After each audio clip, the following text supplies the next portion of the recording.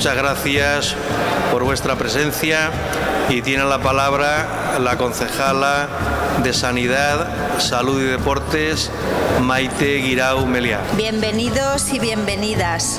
Para las personas que trabajamos en la prevención de las adicciones, este es un momento muy especial, por ser una oportunidad para conocer en persona a los autores y autoras de los trabajos premiados. Este concurso se inició con la finalidad de que fueseis más conscientes del uso que se hace de las tecnologías, redes sociales, internet, videojuegos, y de cómo utilizar estas de forma sensata sin que interfieran negativamente en vuestra vida diaria, en los estudios, en las relaciones, en la familia.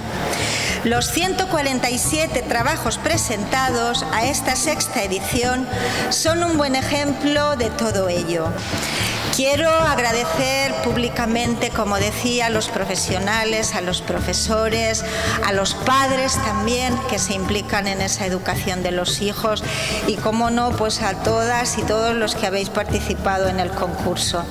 El objectiu d'esta regidoria és donar suport i participació per fer al final dels jóvens i les jóvens futur adults més responsables, més compromesos en la seva vida i també en la construcció d'una societat més justa, més solidària i feta per a les persones.